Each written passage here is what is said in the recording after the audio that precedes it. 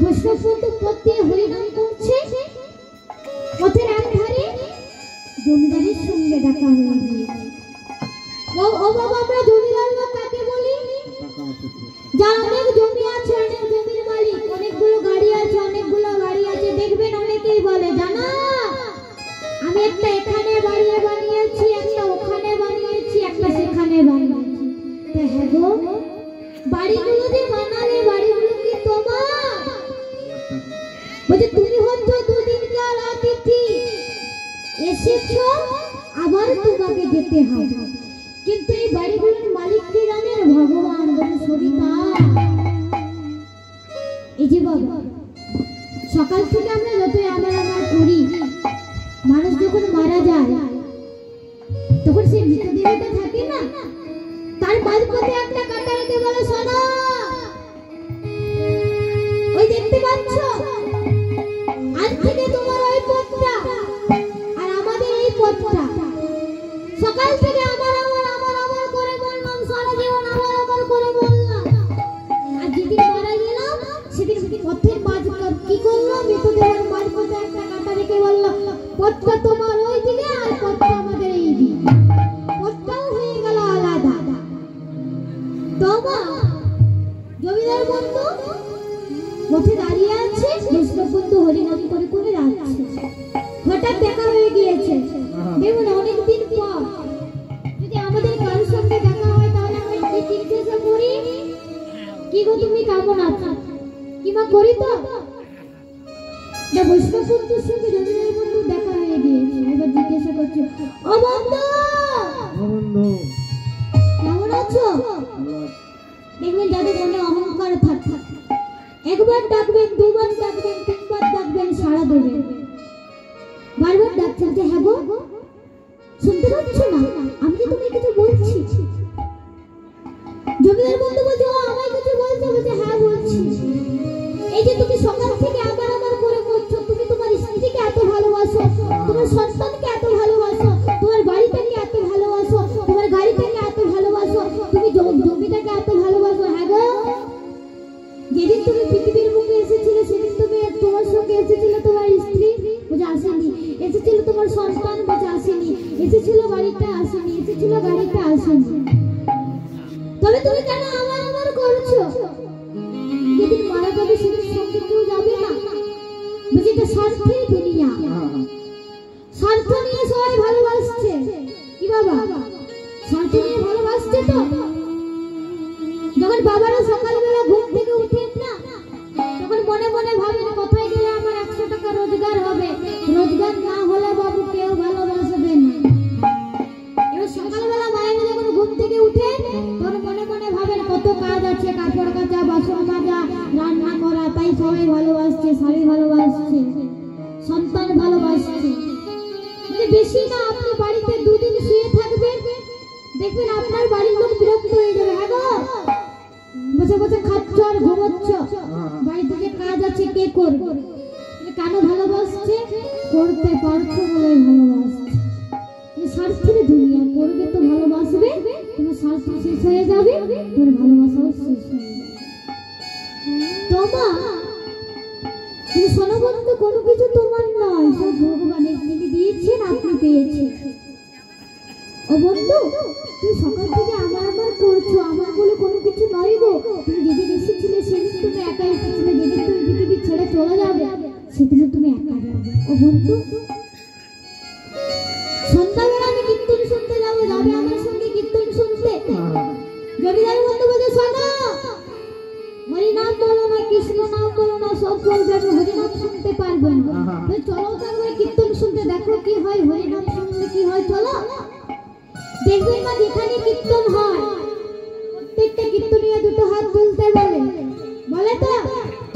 মুখে হরি হরি বলতে বলে, বলে তো? মুখে হরি তুললে কি বলে? কারো যতবার হাত তুলবে, যতবার মুখে হরি হরি বলবে, তত আপনাদেরই লাভ হবে। তা চলো আমার সঙ্গে দুটো হাত তুলে সবাই মিলে বলবেন, সবাই মিলে, সবাই মিলে, শ্রী গুরু প্রেমানন্দ হৃদয় গৌর হরি বল, হরি বল, হরি বল। সেই জমিদারের অহংকার আছে বলে ভগবানকে ডাকলো না, মুখে হরি হরি বলল।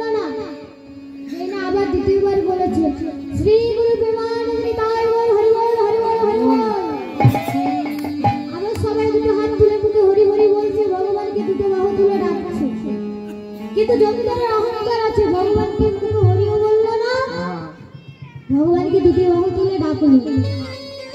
ধরুন আপনারা সবাই দুটো হাত তুলে ভগবানকে ডাকছেন, মুখে হরি হরি বলছেন। আপনাদের কাছে এমন একজন কেউ আছে যে মুখে হরিও বললো না, দুটো হাত তুললো না। তোর মনে মনে তো ভাববে কি ব্যাপার, সবাই মুখে হরি হরি বলছে, দুটি বাহু তুলছে, কিছু তো একটা ব্যাপার আছে। দেখবেন মায়াপুরে, বৃন্দাবনের মতো দেশ বিদেশ থেকে মানুষ আসে, যারা মুখে হরে কৃষ্ণ বলতে পারে, হরে কৃষ্ণ বলে। আর আমরা কত ভাগ্য নিয়ে জন্মগ্রহণ করেছি, এত সুন্দর মধুমাখা হরির নাম পেয়েছি, কৃষ্ণ নাম পেয়েছি, তাই সবই করে ভগবানকে ডাকতে পারি না। যেই না দ্বিতীয়বার বলেছে শ্রী গুরু জগন্নাথকে গায় বল হরি বল হরি বল হরি বল। এবার সে জমিদার অহংকারী বন্ধু দুটো হাত তুলে ভগবানকে ডেকে দিল। যে জীবনে কোনোদিন মুখে হরি বলেননি, ভগবানের নাম করেননি, তিনি একবার কীর্তন শুনতে গিয়ে মুখে হরি হরি বলে ভগবানকে সবার বড় বিচার হবে। যে দুবার দুটো হাত তুললেন তারও বিচার হবে, যে একবার দুটো হাত তুললেন তারও বিচার হবে।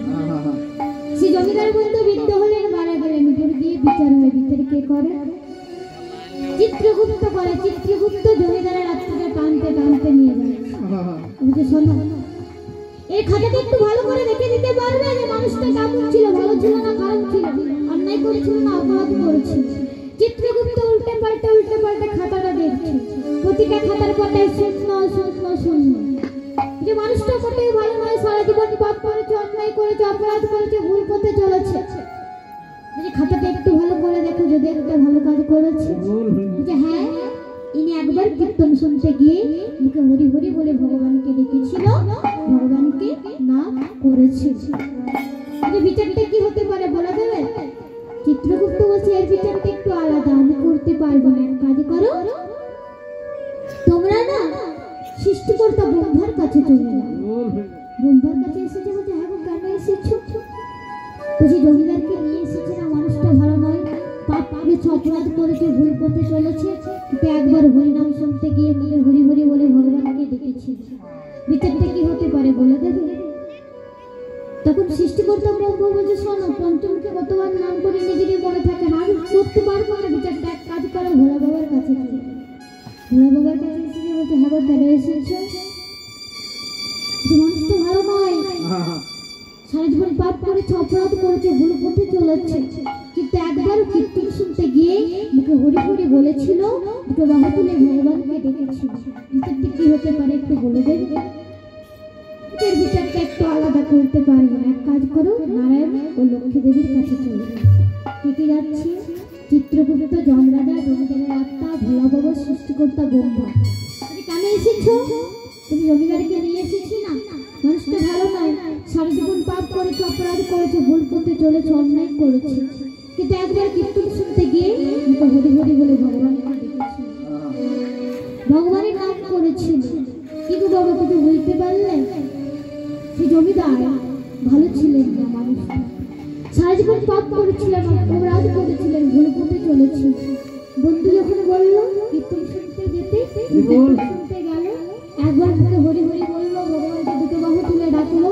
তিনি যখন মারা গেলেন, সৃষ্টিকর্তা ব্রহ্মার দর্শন পেলেন, ব্রহ্মা দর্শন পেলেন, ভোলা বাবার দর্শন পেলেন, নারায়ণ লক্ষ্মী দেবীর দর্শন পেলেন, একবার দুটো হাত তুললেন। এই যে আগে আমরা হরিনাম করাচ্ছি, ভাবুন আপনাদের কর্ম বলতে কি হতে পারে। তো চলুন আমরা সবাই মিলে দুটো হাতে গড়ে তালি দিয়ে একটু আরো